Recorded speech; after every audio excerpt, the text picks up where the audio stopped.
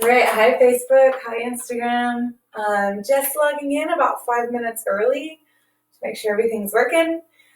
Um, if you're already with me, just take your time and wiggle out your shoulders. And we'll get started in about 5 minutes.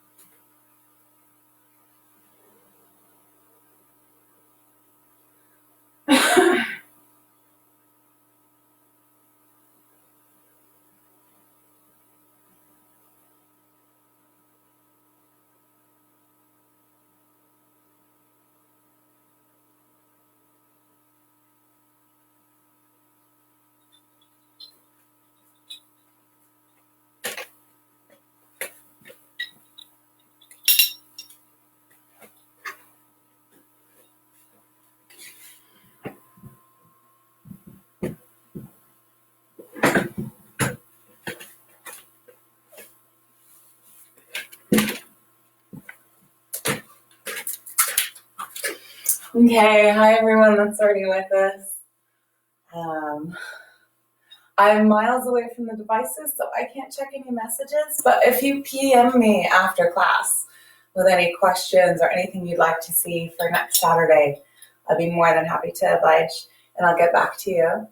But meanwhile, while we're waiting for everyone else to join us, just gently move through the wrists and the shoulders. I'll kind of gather us up as a group in another couple minutes. But the hands and the shoulders are always a good place to start. Starting to notice how you're feeling in the body, how you're breathing. So one of the things about yoga in particular is the focus on regulating the breath to help regulate the experience in the body and in the nervous system.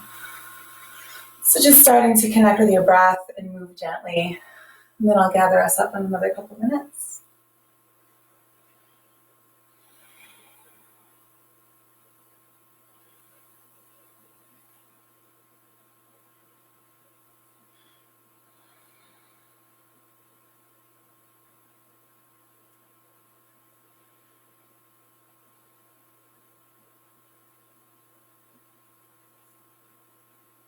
So for those of us that are beginners, usually it's the hands and the wrists that complain unless you're used to a lot of body weight stuff. And I presume that my new students from Fit 100 will be strong beginners, so you might be well used to planting in the hands already. But just thinking about how you're meeting the floor so you don't collapse into the wrists. Whenever I'm kind of hanging out before class starts, I play with the hands, I mobilize my fingers, starting to recruit those flexors, recruiting the muscles in the forearms, and then playing with my wrist flexibility as well. So while we're just waiting for everyone to join us, I'm going to curl one fist under and then stretch it back. Again, curl the other fist under and stretch it back. So we want to encourage mobility in the wrist and strength in the hands, so that all the floor work isn't so tiresome in your wrists.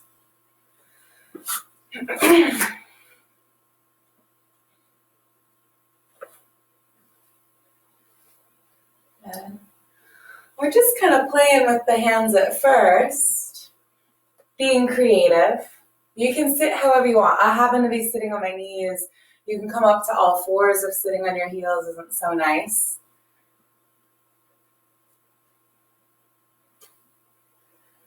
I'm just playing around with the hands, but we aren't going to stay on the floor. I'm actually going to bring you up to standing in a minute. But hands are always a great place to start. Start to connect and deepen the breath. So as I'm here, flipping my wrists and gripping the floor, I'm mindfully inhaling and exhaling a little more completely. And I can do a whole class just on breath technique, but just making sure as we move around today that you're never holding your breath. Holding your breath is going to create unnecessary tension in the body. So another couple of deep breaths as you play with the wrists.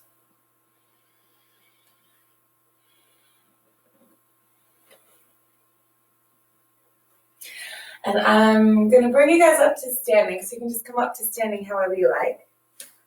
And just like we were playing with the hands, just play with the feet for a second. So I'm going to roll over the top of the toes and circle out my ankles. Think of like spinning your big toe like a top. And then reversing that direction. Again, all the while noticing how you're carrying the body, how you're breathing. Go ahead and switch, roll the other ankle. And circle in the opposite direction. I'm really savoring this barefoot time. So a lot of times when we train, we're in trainers. But one of the great things about yoga is we're deliberately working barefoot, and there's loads of sequences you could do just to train and strengthen the feet. And so we'll start down here. And then ground, spread the big toe and the pinky toe apart. Really press down into the floor and see if you can get neutral rotation. So that's like if you were skiing, you're bombing straight down a hill. If your toes are turning out to the side, it means you're gripping your rotators a bit. So I'm going to try to shoot neutral. If that's really awkward for your body, then let the toes turn out. Some of us are really sticky here. But if you can set neutral, then set neutral. I'm going to draw up tall through the head as I ground down through those neutral feet. And just roll out the shoulders. I'm going to spend a little bit of time today on the actions of the shoulders and the technique and some of the basic standing yoga poses. So we'll get to know the poses, and we'll especially get to know how we want the shoulders to behave as well.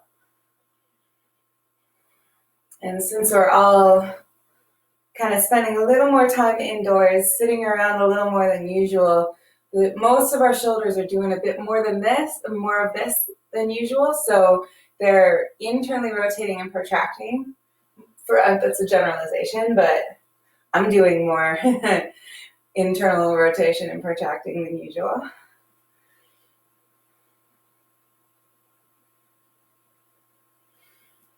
So I'm going to take the arms out to the side.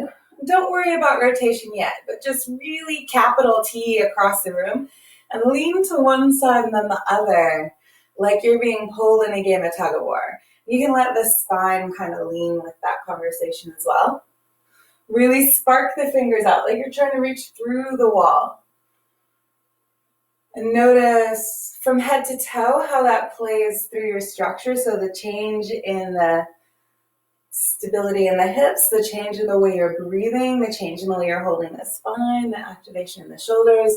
As you explore extremely in one direction and extremely in the other direction, the more you ground through the feet and the legs, the further you'll be able to kind of lean across the room. Just bringing awareness to the whole body. Good. And then I'll square up again, so just set the rib cage over the hips. And then I'm going to turn the palms up like I'm holding plates, and then palms down. And see how far around. This is internal rotation. And then palms up like you're holding plates, and even further back, that's external rotation. And I'm really going to thoroughly explore those two actions as far as I can twist my shoulders. Internally, externally. And the more you kind of wring it out, you'll feel the upper arm bone, the humerus, swiveling in the rotator cuff up in your shoulders. And you'll start to pretty quickly heat up the muscles of the rotator cuff in both directions. And you're probably better in one direction than the other. What that's going to be is different for all of us. But keeping that long conversation, it's pretty easy to spin your hands. So a lot of the spin can come from the elbows. If I'm just swiveling my elbows, there's no great challenge. So think about swiveling from your armpits. So your biceps roll up and your biceps roll down. And notice how when you reach your end range, when I internally rotate so much, it'll even start to encourage me to curl into a ball. And when I externally rotate all the way to my end range of motion, it'll start to roll me back into a spinal extension. Just notice that conversation. Really try to wring out the extremes to as far as you can comfortably go. And I'm leaving you here heating up the shoulders on purpose. Because as we heat up, it's easier to then stretch it out. And then roll up, palms up. One more little reach across the room. Shoulders are awake now. Standing position, legs, core are awake now. I'm going to drop the arms down, give another little circle out. And just in contrast, I'm going to lace the hands around my back. So weave a basket with your fingers behind you. And just pull your hands down towards your tail. So you'll feel the shoulders slide down away from your neck. Get even taller up through the throat and explore. If you have neck issues, be cautious. If we're just kind of sticky and just waking up, then feel free to draw bigger circles and explore the neck a little more.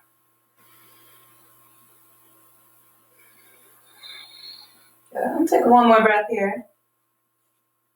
And then pressing down, take the arms back out, and I'm going to stay palms up, biceps up, hopefully rotating deep in my shoulders rather than just the elbows spinning up. And then I'm going to continue all the way up overhead, so when you reach overhead, your palms are facing each other. So we're externally rotating when we reach overhead, and this is going to be pretty much a constant habit in our yoga practice. We're going to externally rotate when we reach overhead.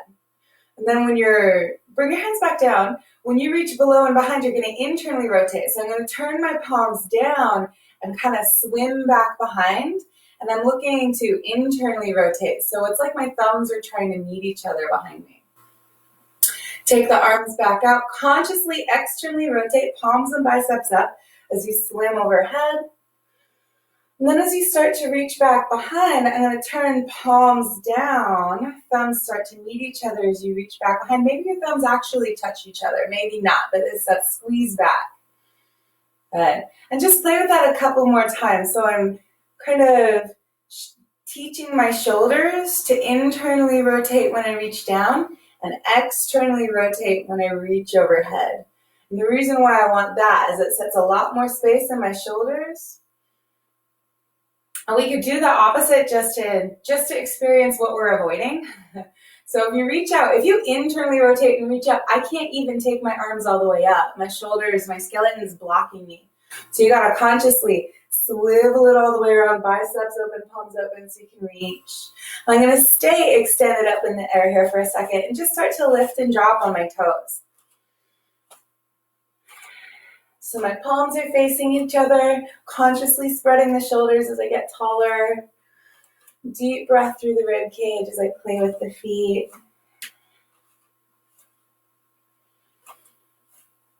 And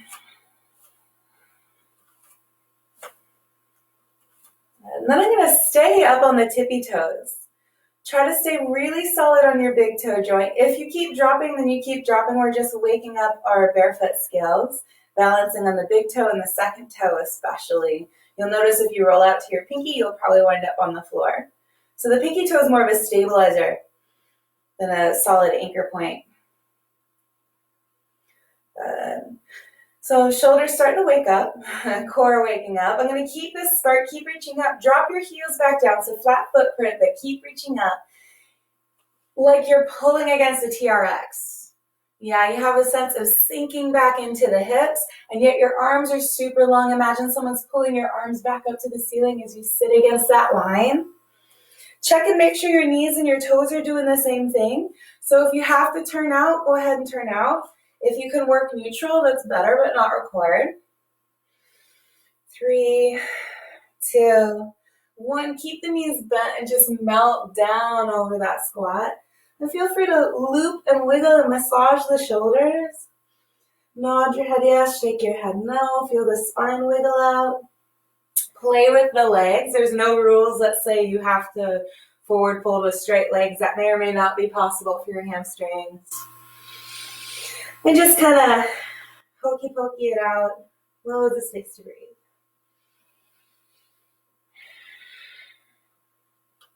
Push the floor.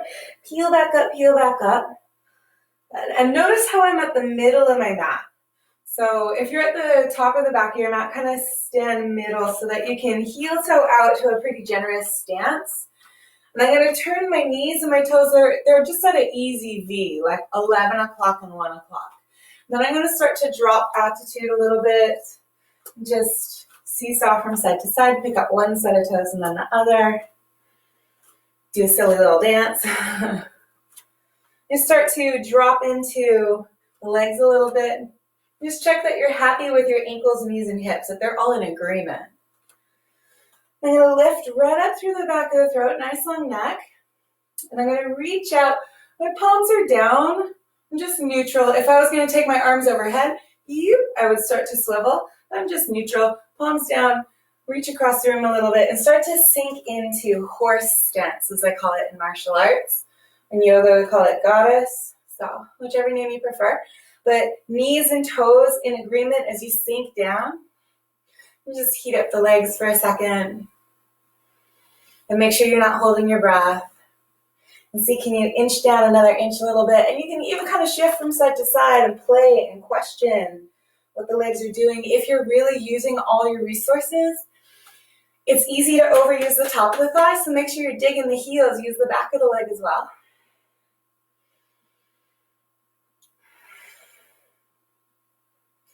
And push the floor. Come all the way back up. I'm going to take the time to set my toes forward. I'm still in a wide stance, but the outer blades of your feet are in line with the short sides of your mat. I'm going to bend the knees, push down, and just chill out on my legs. So not hard work in my core. Legs are pretty relaxed. I'm framing off my arms. Just play arching and curling standing here. So standing cat and cow. Inhale, eyes up, tail up. Exhale, eyes down, tail down as you close the belly.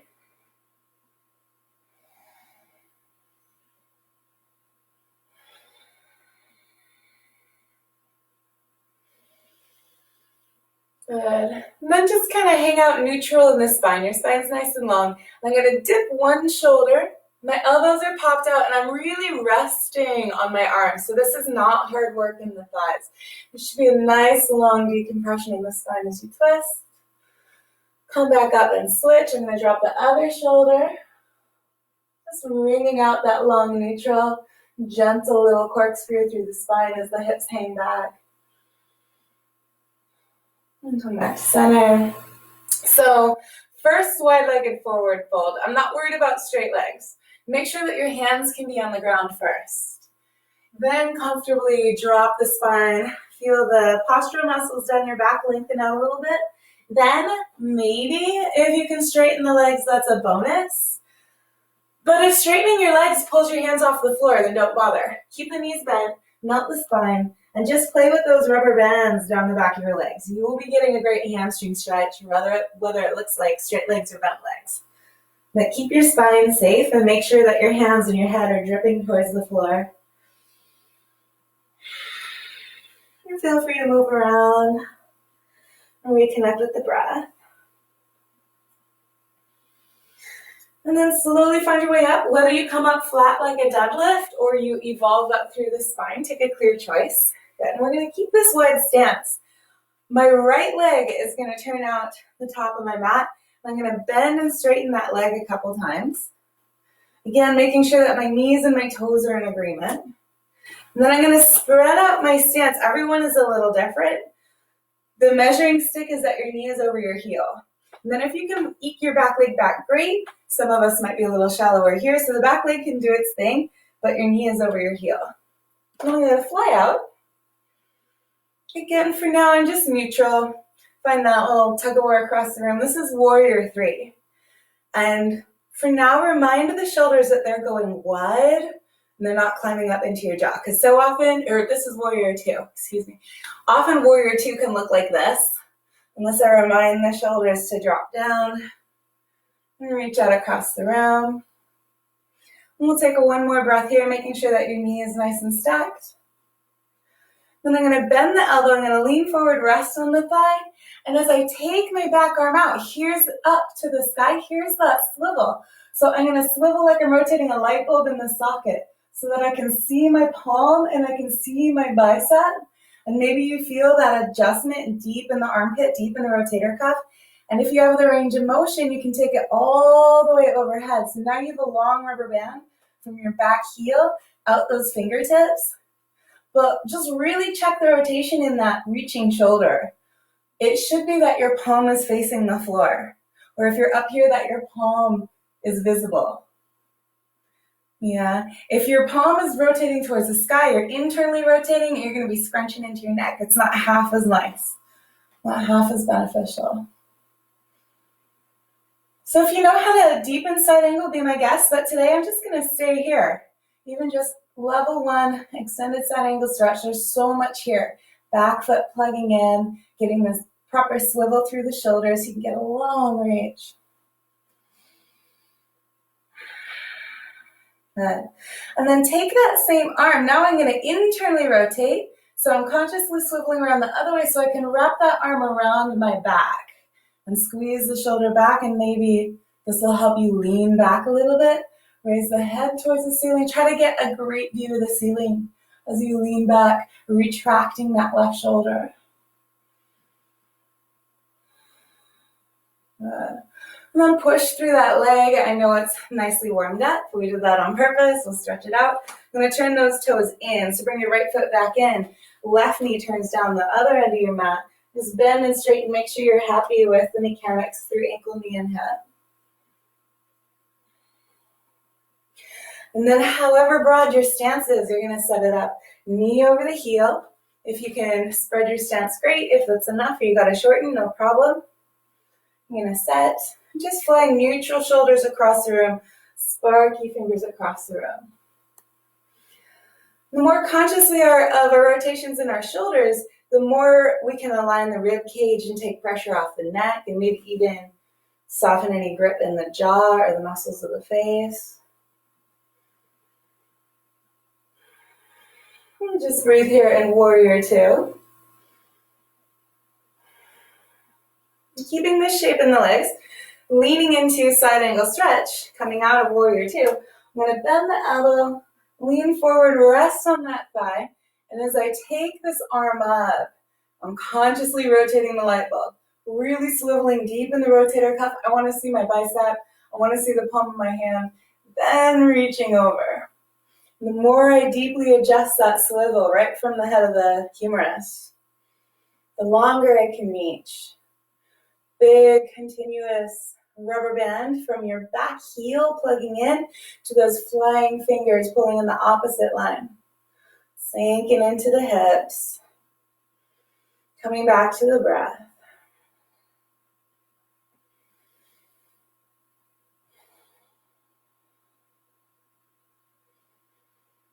Good. And then taking this reaching arm, consciously internally rotate it, so swivel it deeply in the rotator cuff in the opposite direction so that you can squeeze that shoulder back, spreading the collarbones, leaning back, lengthening the neck, face dials up to the ceiling, your nose is moving up as your hips are sinking down.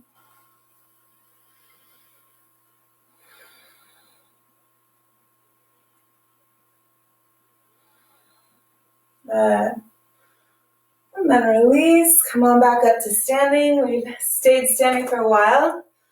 Bring the outer blades of the feet in line with the short sides of the mat so my toes are skiing forward again. And again, I'm just going to pause halfway, rest on the thighs, wiggle out the spine. Have a sense of sending your sit bones back and apart. And that's going to kind of offset the melt forward as your hands hit the floor, as your head drips down towards the floor, as if you were trying to set up a headstand. And that might happen one day. The more we drop the spine, the more we lengthen the hamstrings, your head's going to creep down towards the floor. Using the breath to calm the response.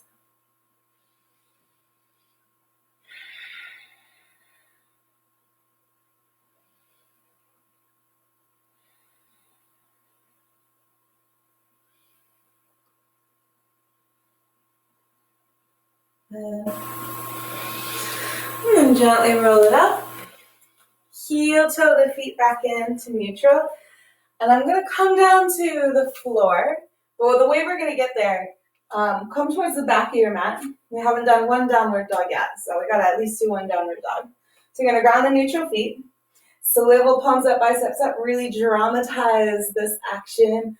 Nice and open across the shoulders. Sink into your lightning pose. Melt all the way down, hands to the floor. Simple forward fold.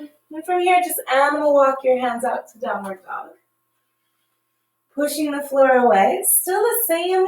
You're looking for that same swivel in your shoulders. So you're upside down and you're pushing the floor away, and I'm still trying to rotate the arm bone deep in the armpit so that my neck is nice and easy. As you pedal off the heels.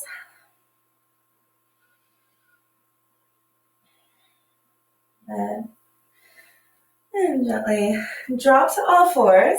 I'm going to curl up the toes, rock back and stretch the soles of the feet. So your feet might really hate this, but try to tolerate it for a while if you can. If this hurts your knees, just come up to kneeling and keep challenging the feet. But again, taking advantage of this barefoot time to open the plantar fascia. Some of us have super tight toes. So maybe here. If you have to abandon ship and come down to sitting, that's fine as well. I'm just going to take one arm up. Again, swivel so you can see your bicep, you can see your palm, and then drop that arm down your back. Now, at first, probably most of us, the elbow is going to be winging out to the side. So my free arm is going to catch my tricep on the back of my arm. I'm going to bring my tricep in. And notice the change that happens with my hand.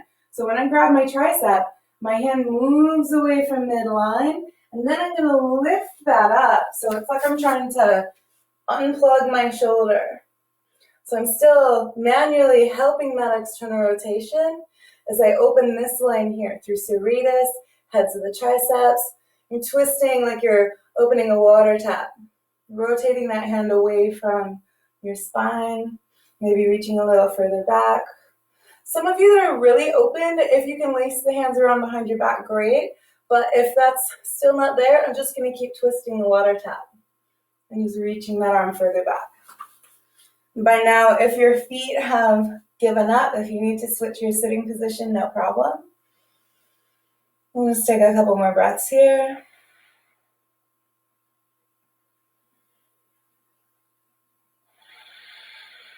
And gently release down. Try not to slingshot out of that shoulder.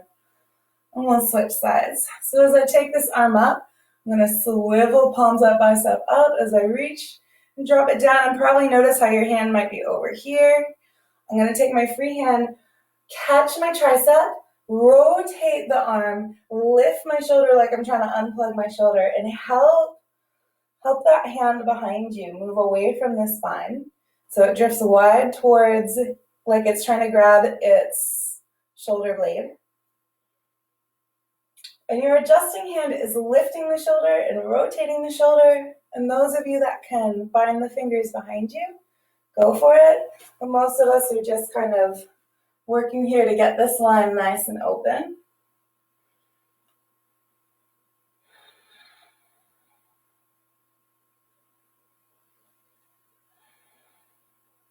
Good. I'll release it down. Gotta loop it out. And finally, wrap your hands around behind your back. One hand pulls against the other. Squeeze the shoulders together. Pull them down your back and play with the neck.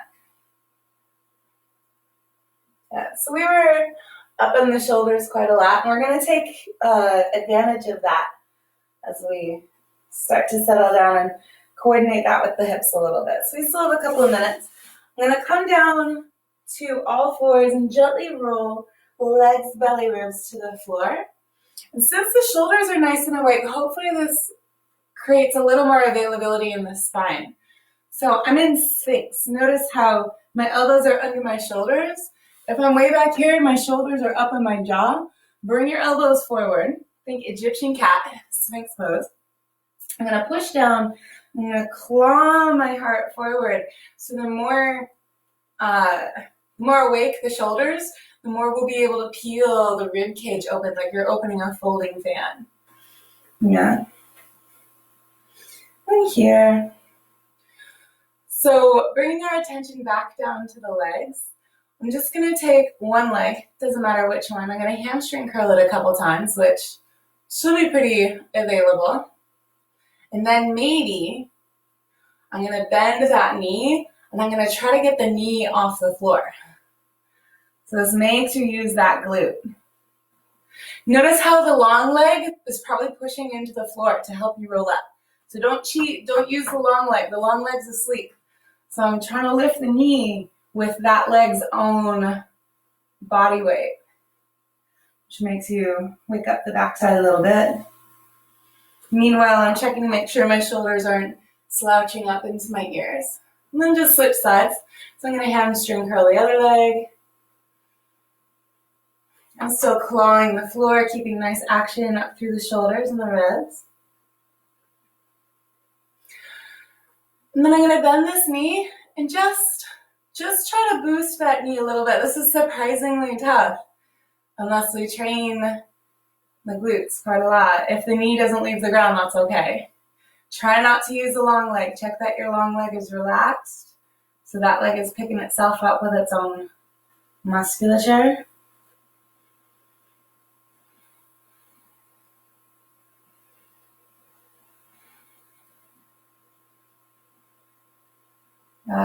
Bring it back down. If your spine needs a little bit of a break, we'll come down flat hands and wiggle out the heels. Good. So I might go a couple minutes over. I hope that's okay. 30 minutes flies when you're stretching. So I'm going to plant. I'm going to bend my first leg again. So I happen to bend my left leg. My left hand is going to come back, and I'm going to reach and hopefully catch my toes. Now, if that's not happening, just reaching, just getting this activation is super beneficial. If you catch toes, great. Hopefully, if you catch toes, my palms are flat, so it's like I'm mushing my toes down. I'm going to square my belly and my heart forward. And now we're tying together all the intelligence in the shoulders. Notice how I'm internally rotating and retracting as I reach back. So I'm bringing the shoulder behind me so that the chest can open. And I'm feeling how that connects to a conversation all the way down into that hip. If you know how to advance this, go for it. I'm not going to teach it today. And try not to slingshot as you let go. I'm going to bend the other knee. And I'm going to reach back. Again, maybe this is enough. Maybe just holding this activation, it's beneficial. If you catch toes, great. I'm going to mush down on those toes. I'm going to try to square the belly and the heart forward. I'm consciously internally rotating and bringing that shoulder back behind me. Trying not to lose my neck, so there's still loads of power in the upper body here as I stretch down the front of that hip. So if my right knee is bent right now, it's my right hip that's getting the stretch.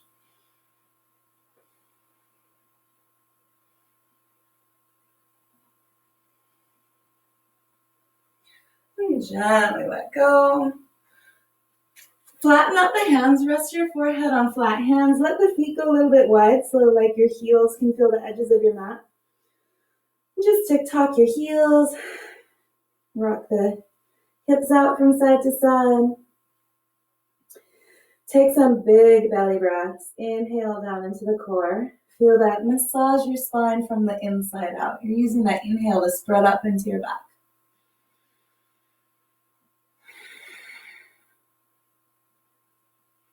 Bringing your hands nice and low. Notice how low my thumbs are down by my ribs so that I can pull into a little upward dog. And then leave the knees on the floor as you push the floor away and just slowly take your time as you ooze back to a child's pose, giving the lumbar a little space as you return to some spinal flexion.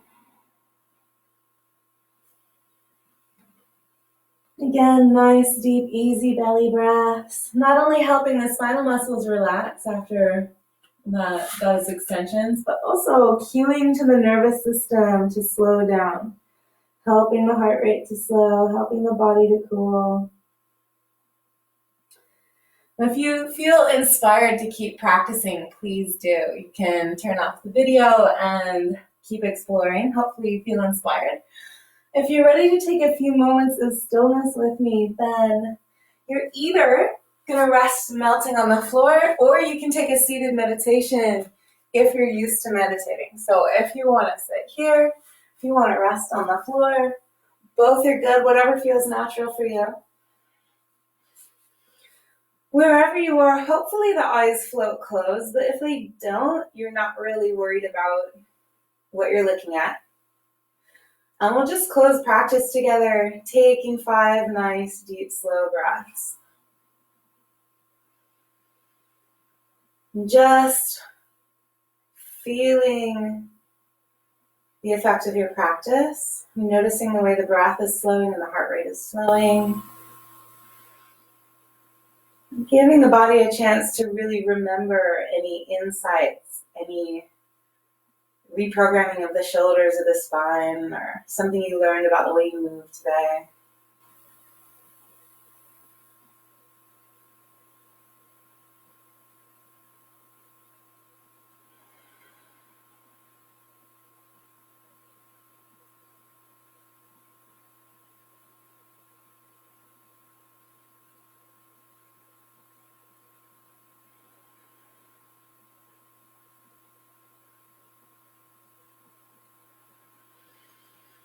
It's a short but sweet little relaxation, but savor this connection. Bring it with you out into the rest of your Saturday.